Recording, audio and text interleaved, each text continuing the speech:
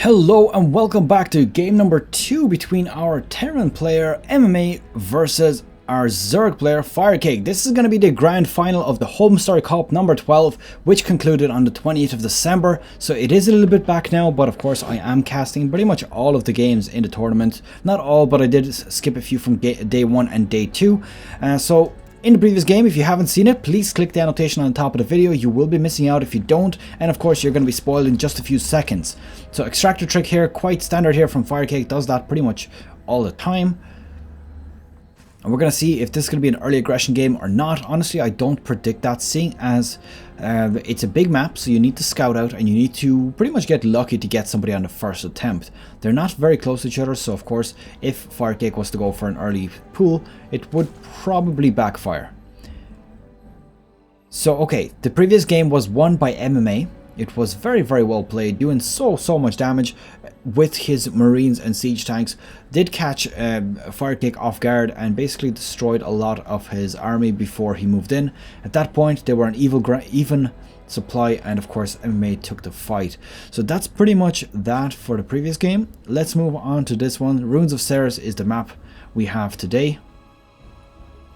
Starting off with a barracks, he does have his gas production on the way, so of course gotta be starting with his all famous opening Reaper, which in the last game actually managed to get 2 kills, so that was pretty nice for him. We're gonna see if he manages to pull that off again this game. Getting 2 kills in the supply line so early is obviously very important. Oh, look at that. Does decide to go for a double expansion at the very start, and he opts to expand towards MMA. Now, funny enough, this SCV is going to be going right past this expansion because the pathing does not automatically take you to it. So he is going to be able to see this hatchery. He's going to go straight into the base. Once he sees this spawning pool though, he's going to be seeing pretty much exactly what's going on. Now, if he knows his timings, he will see that the spawning pool not up by 2 minutes means there is probably a second expansion up. Yeah, he did see the timing of that, so he's going to probably go ahead and look for that second expansion. No, he's not actually. That's quite interesting. Typically, you know that if your opponent has an expansion coming out and his pool is not done at 2 minutes, that means that he is, of course, expanding twice. Now look at this, 2 probes taken out, or drones taken out again. This play from MMA is so damn good right now. Does decide to turn that into an extractor and a double extractor, so 4 extractors or 3 extractors on the way. I wonder if he's going to cancel that. He does indeed cancel them off once the Reaper's gone. Gonna start doing damage here as well. That's a total of, he's doing everything to not lose these, but at this point he's cancelled off so many buildings that he's probably lost more minerals than he's saving for basically just reproducing a drone. But of course, you have to also keep in mind that larvae are also quite scarce in the start of the game, so saving every one of his drones is also very important. Reaper has gone back, took his 2 kills, done his scouting information, he knows what's going on. He's probably pretty aware of this base as well, seeing as the pool was not ready at 2 minutes. Roach 1 going down straight away. I'm not sure why he's building towards the ramp there, potentially because... Actually, you know what? Yeah, maybe it's because he just doesn't want it to be very close to the drop locations over here. Metabolic boost going to be up very shortly, so any further harassment from Reapers is not going to be that effective. But one thing to note, he does have a 1-1-1 build with double Hellions already out. Typically, you would see a Hellion out in your base at about 4 minutes. That is assuming that he sends them out straight away. In this case, it does appear that he built up 4 before sending them out. So MMA, his playstyle is actually quite interesting. He doesn't opt to go for massive armies and all this stuff. He starts off with very small and very quick harassments. So you see here, 4 marines inside of that medevac. Probably going to send him off into one of the expansions. He is appearing to be sending it directly into this one here, and he does have 4 Hellions as well, which of course are going to be used to roast himself some barbecue. And there we go, this did indeed spot that 3rd base now. Let's see, there is roaches on the field, so roaches will be able to defend against this quite easily. Hellions not good against roaches at all. Now Hellbats is the conversion of them. They do a lot more damage, also a surround damage, and they're much better against Hellion or against roaches. So there you go, doing that straight up damage. Now just to note, Hellbats are bio units, so they do benefit from the healing of the medevac. The only thing they don't benefit from is the bio attack. They still benefit from the siege damage. So 10 SCVs. Oh, I actually didn't notice that there was 10 SCVs destroyed here for MMA. So that's quite a good response here from FireCake, managing to take that out. I believe that was a Zerg run by, if I'm not mistaken. Does have his Liberator on the field here, also starting to take out a few units. Going to be able to take out this Queen, no problem. Oh my god, he actually pulled it off before he destroyed the Queen. That's quite a significant problem for him. Now these drones quickly getting roasted as well. The Hellbat here just being annoying at this point. 5 drones have been taken out now. 8 drones have been taken out, and this, of course, getting counterattacked here by FireCake. We will pay attention to it this time. They destroy 4 SCVs so far. Let's see if he's going to try to kill the command center, which would put MMA at such a huge disadvantage. No, he does not do that. There is only 1 siege tank up here. If he gets a few Ravagers, he will be able to break right through it. Further damage being done onto here. As you can see, the Liberator doing great work here as well. 8 kills already being done on this. Hellbats are finally going to get cleaned up here. I do believe that the medevac did get destroyed, but going to take a few units with them. 8 kills on that last Hellbat. Very, very well played here from MMA. And there we go, the medevac with the tank. One of the most annoying things I find in Legacy of the Void. It's so hard to kill it. You might get a bunch of Zerglings running at it, but it'll take a puck shot and then, well, there you go. Bye-bye. I'll just lift off and off I go. There you go, Command Center is going to start taking damage here. Doesn't manage to make it burn yet, which means it's just going to bring it straight back down. And there we go, this medevac going to pick up the tank again, lift it off. This Command Center starting to take further damage, now is burning, getting finally repaired by the SCVs, and there we go, lots of damage going off here, lots and lots. Currently 8 SCVs have been destroyed on this side. There is something going on here. It does look like the Liberator is actually trying to take out an Overlord, which is all just fine, not making any waste of his units. This command center is currently burning, just a note. It does have SCVs sending off it. 10 SCVs have been destroyed here so far, and the Roaches and Zerglings have finally been cleaned up. There's 2 siege tanks on the field. Let's have a look at the economy. Does look like the Zerg player is almost twice the economy of MMA, so that's very, very important. He will be able to produce a lot more units. He's going to be able to expand also potentially off the back of it, and if he manages to get a fort base up, that would be absolutely huge. Finally taking care of that Liberator with this Queen. Oh, okay, so we have a 5th and 6th gas geyser coming down. I wonder, is there going to be a Mutalisk play coming out? The only problem is Mutalisk play will get spotted very quickly because of all these Liberators right now. So Spore Crawler is being created. Probably will want to move it here just to prevent it from being just useless there. It does take out a few more SCVs. 4 drones. 4 drones have been taken out in total by this Liberator. Doing a very good job here with the harassment. Let's have a look at this. So 15 drones have already been taken out, 25 SCVs. So while MMA has been doing really, really well with his counterattacks, he hasn't quite been able to match the direct Zergling and Roach aggression that have been done through this. Now there is an Overlord very peculiarly standing here. Let's see how far. So I would think that the Nidus network would be a little bit hidden here. Now there was a bit of a drop here. I don't believe he took out anything with it. Might have taken out 1 drone. And at this point, there's 3 bases almost fully saturated for FireCake. This one is actually almost dead. But there we go, the Spire finally going down now. He does have enough minerals stocked up, or gas stocked up.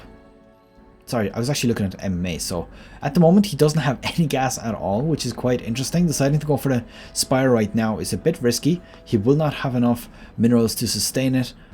He'll have probably about 500 by the time the Spire is complete.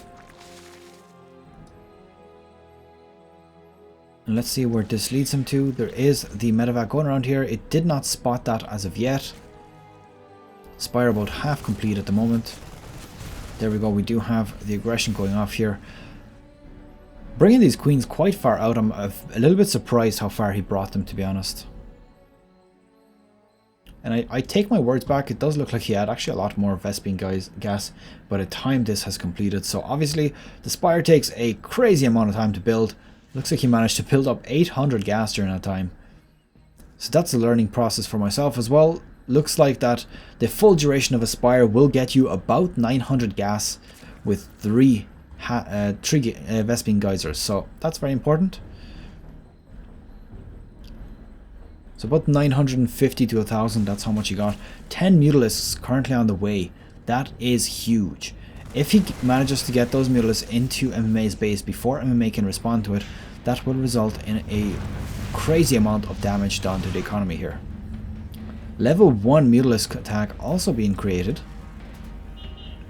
And no missile turrets have been put up as of yet.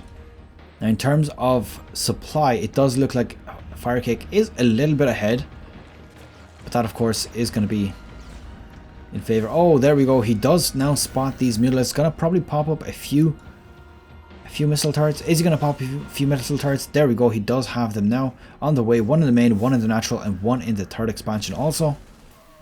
He's going to want to get a few Liberators possibly to counter this, but then again, Liberators, they do cost a lot. The only reason to really get Liberators is if the Zerg player is really focusing on the Mutalisks. The reason for that is Liberators are similar to... oh, what were they called? There was a unit in Brood War. It was very good against clumped up units like Mutalisks. If you can think of it, please let me know. It had very similar attack to the Liberator. Can't quite think of it right now. Leave it in the comments below, of course, if you do remember. I really can't think of it right now. Okay, yeah, I'm just going to leave it as it is, because otherwise I'll just have a moment of silence while I think about it. So let's move on with that. Now it looks like level 1 Mutalisk attack is about to be completed. Level 1 missile attacks and Carapace is also on the way. This is going to be for the Roaches and of course the Hydralisks and Ravagers.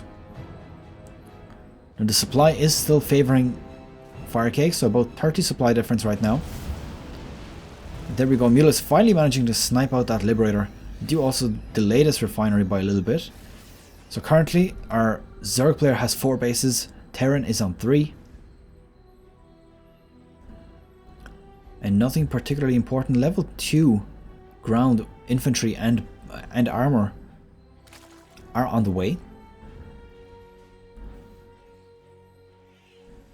And it doesn't appear that FireCake is interested in a hive as of yet. I don't think he has an infestation pit. So yeah, he doesn't seem to be interested in it at all. I believe that's level 1 being prepared as well,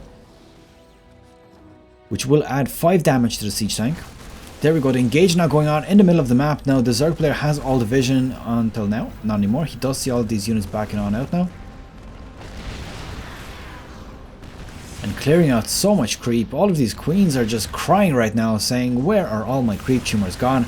All I wanted to do was spread the plague. And there we go, we have a huge engage here, a lot of marines, and these corrosive biles could start hitting his own units if he's not careful. A huge concave here, taking out all of these marines, and a few of the siege tank also getting picked off as well. Does look like no medevac is going to be able to pick up this siege tank, getting taken out, and further aggression. 50 supply difference right now, very quickly approaching it.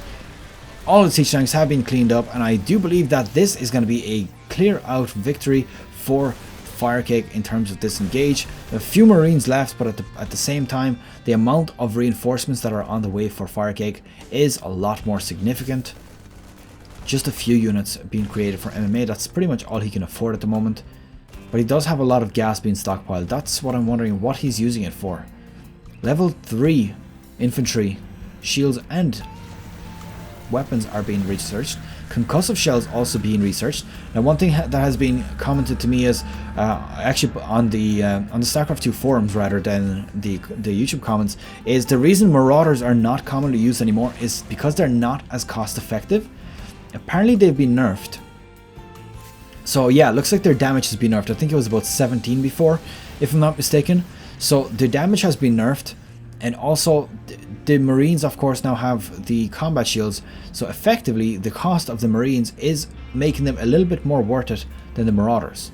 There we go, 12 damage, 1.07 attack, 0.61 and 8 damage. So yeah, the Marines do more damage. And effectively they cost a lot less as well, because they don't cost any gas.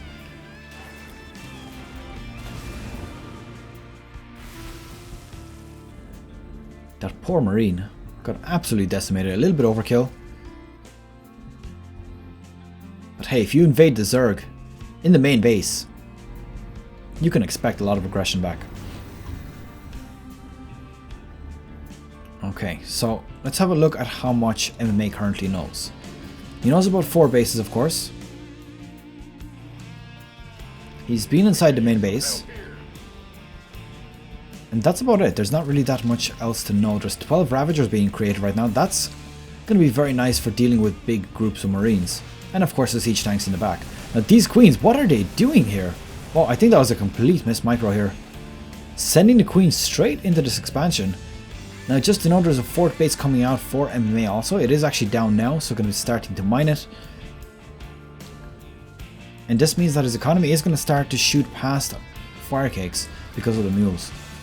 Sensor tower has been now destroyed. Does look like they lift off he lifts off the command center as a precaution. Doesn't want to lose any of these SCVs, of course. Bringing all of his units inside the base. It's going to be a while before he brings them out, so maybe not a great idea. Does, as you can see here, take out 1 hatchery with this Marine drop. He did manage to take away the drones, but at the same time he didn't save the hatchery. These units now going to start to get cleaned up a little bit. A few corrosive bile is going to miss. And there we go.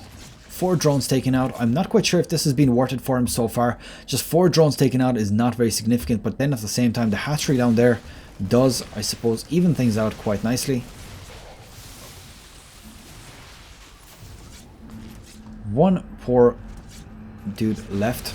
Now there we go, there was a bit of SCV damage done as well. There's a big engage here, and I do believe that this is currently favoring MMA. A lot of these Zerg units getting cleaned up very quickly by all of these Marines. Just to note, they do have 3 and 3 left. FireCake GGing out of this game also. Holy crap.